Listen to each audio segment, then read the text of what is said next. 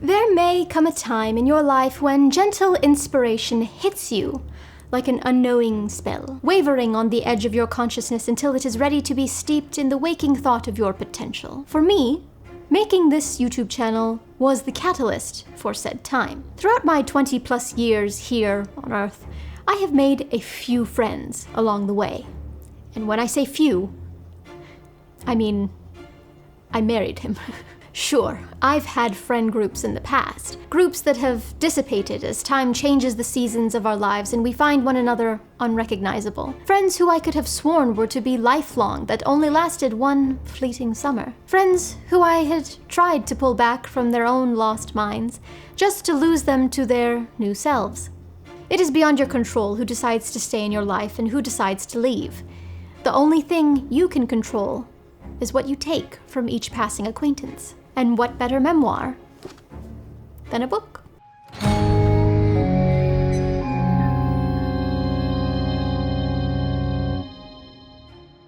Hello everyone and welcome back to the Neverland Book Club. Now, my previous statement is not to say that I have lost my dear friend and author of this book. Quite the contrary, actually. Can I get the prop department to please take this? Thank you. Hey! I have found her, just as she has found me, but I feel in the effort of transparency I must disclose my relationship to the author. She is my bestie from the north. That's right, I have waited months to review this specific novel right in time for Halloween. Gathering Shadows by Chelsey Thomas is my dear friend's very first novel, one of which I had the privilege of reading when it was still in its drafting phase, and I was the first to purchase the finished paperback. A lot of pride floods me when I hold this book in my hands, but I will try my best to not be too biased during this review. I'd like to remain true to my themes and honest in my thoughts and recommendations, so let's begin. Dorica Bloodfire is granddaughter to the Mother Witch of the Blood Coven and sister to Lydia. Her parentage is known, but quite an important part of the story, so I won't spoil that for you here. Dorica is a warrior witch, known for her brazen attitude in battle and distinct fighting style. If this were an anime, her resolve would be through the roof. The novel opens on the shores of Moravia as Dorica seeks the help of a timeless sea goddess to begin her quest in revenge against one of the 4 covens of the land. We dive right into the world-building aspect, which is seamless in its magic. Fantasy is not necessarily my favorite genre, as we have learned in the past. However, when done correctly, characters in fantasy novels and stories that appear as more than just their race is what makes a fantasy piece really stick. Take Lord of the Rings, for example, one of my all-time favorite stories created by the world-building master himself, Tolkien. What made Middle-earth memorable wasn't the fact that it was inhabited by dwarves and elves and other races, but the characters which made up the journey.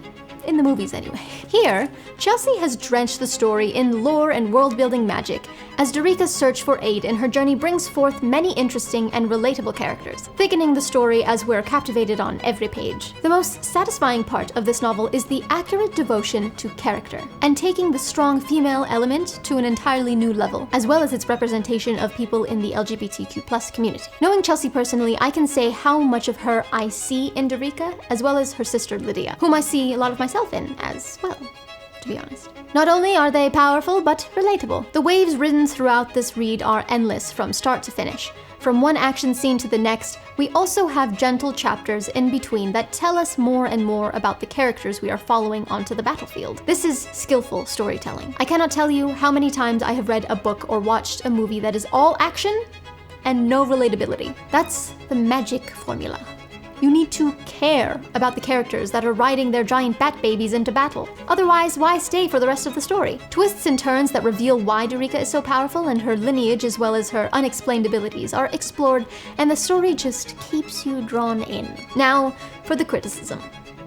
You must keep in mind, books are made somewhat similar in process than that of a film. At the end of the film, you see the long list of names involved in creating the movie you just watched. With books, that part is sometimes overlooked. You have the one name on the front cover, and that's all you really associate with the creation of the book. On the contrary, there are dozens of people involved in the creation of a traditional book with traditional publishing companies. Drafts go through rigorous editing changes and versions over a long period of time before the physical copy ends up in the hands of a reader. Similar to that of a film, though, the seed, the initial concept, can be the brainchild of one person. When that one person writes the script, or in a book form, a manuscript, they take it to producers, publishers, to be purchased. This is where it can get tricky for a writer that's just starting out, no matter what medium you're in. If you are an unknown, you're less likely to be taking a risk on. If your book makes it to auction, that's fantastic. But how do you know once you go home with your, say, $50,000 deal, the publishing company makes 10 times that amount after they're done with their advertising and publicity magic? It's a gamble, essentially. You could look at it as a trade-off. I make less money, but my name becomes more widely known and I could go for more on my next book. Of course, not everyone looks at writing from a business standpoint. For some, it's simply a hobby, a passion. And let me tell you, us as readers can always tell the difference. Now, with self-publishing, you're also gambling with your book as well as your future. It is now your job to hire a freelance editor, a graphic designer for the cover, figure out formatting and page design, go through a printing company, get crappy service, go to another printing company, waste money, then go to Amazon where they have a great printing and shipping service, but their formatting software is a nightmare. Then contact everyone you've ever met on all social media platforms and have multiple panic attacks on your release day. But you're in full control! But then, when the numbers start to trickle in, oh, the satisfaction. You know, for a fact now, the readers care. They care not only about the story you have created, but about you as a writer. They support you, and that is priceless. This video was not intended to ward new writers off of self-publishing. No matter what form of publishing you choose to go forward with on your book, what matters most is story. Elements of a self-published book can be forgiven if the story is there. Here is where my tiny bit of criticism comes in. I believe this book has accomplished a great feat as a debut novel and the first of a duology. Witches of Moravia, Book 1. There's a 2. However, it needs more editing. Sentence formatting and grammatical errors are bound to be found in a self-published piece. This may not even bother some people, to be honest. For me, though, I used to proofread papers at college as a job.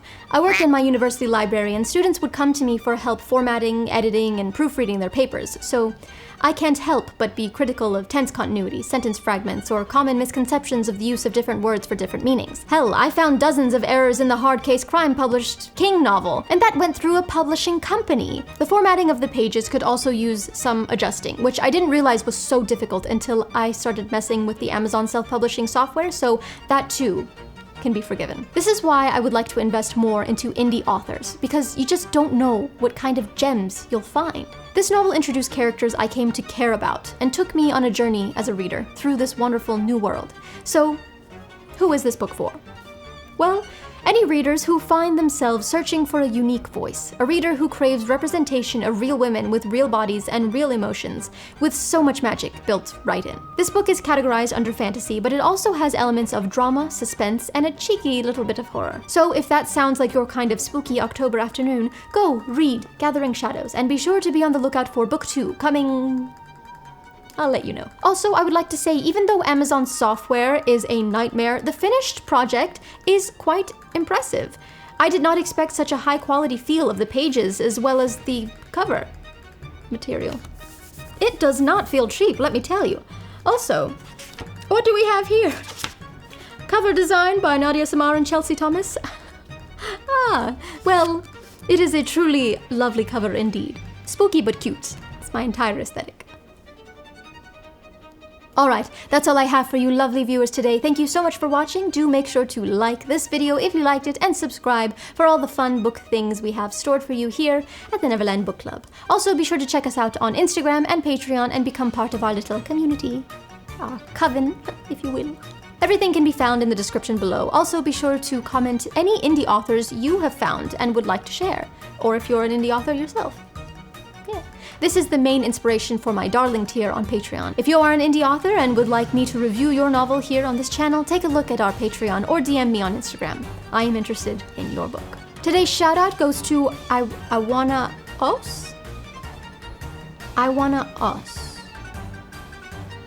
I'm not sure how to pronounce your name. I'm very sorry. But you have been following me for quite some time here now, and I truly appreciate your recommendations and kind words of encouragement. I see you. I thank you. See? Community support. It's priceless. Alright, I'm off to go prepare for the festivities of next week. See you then. Stay lost. Keep reading. Oh my god. Goodbye. Happy Halloween. Today's shout out goes to I Wanna... Oh my god.